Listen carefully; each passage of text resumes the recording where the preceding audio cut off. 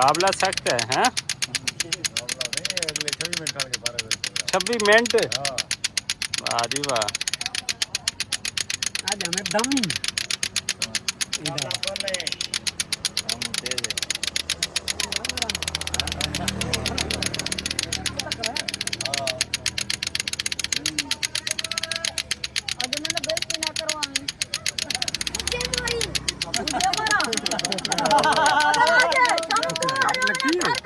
भाई बड़ा सख्त मुकाबला है 26 मिनट का मुकाबला करते पे बच्चे भाई लगता कंपटीशन जीत के आएंगे ये लगता है इन्हें ही वर्ल्ड कप थी से आन करीब हाँ थी से ना ना जेडे बच्चे सारे खेते होते ना ये अन करीब मैच शुरू थी वैसे घबराओ ना चाल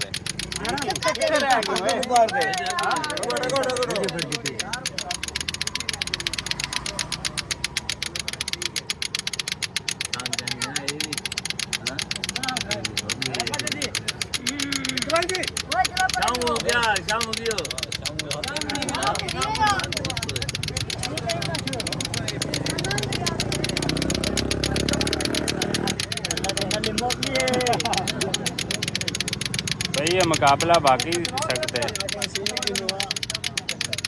सीन पीछे करते कि नहीं तो पकड़ी देखो यार बड़ा सख्त मुकाबला होंगे भी बारिश भी हो रही है तो बच्चों का मुकाबला देखो कितना सख्त है सजो बेलियो तो मित्रों टका टक का भी ना मुड़ के वर्ल्ड कप शुरू हो जाना है तो तकरीबन 3 मिनट हो गए ने मुकाबला जरा सख्त है 5 मिनट नहीं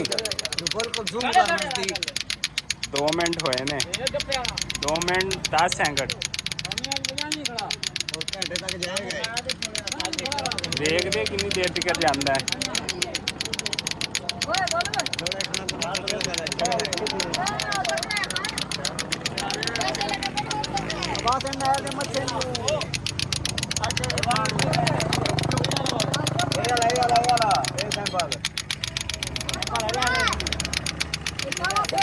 लो जी बड़ा सख्त मुकाबला है जो यह मुकाबले लगन लग पे ना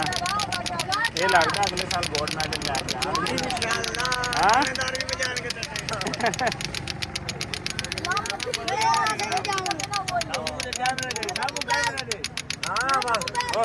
किन्नी देर लाते हो इन सीखने दे यार कमाल किया इन्होंने देखो जी बच्चों का सख्त मुकाबला जारी है तो टका टक जड़ी है ना ये भाई बस मैच शुरू हो जाने ने अर्शद नदीम गोल्ड मेडलिस्ट लैके आए 2 लैके आएंगे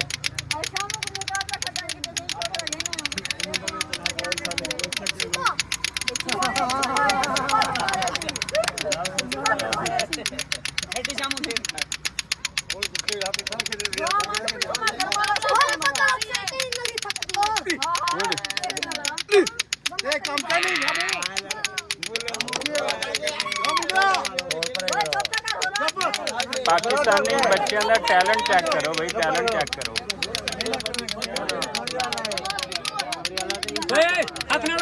पाकिस्तानी बच्चों का टैलेंट मार ओए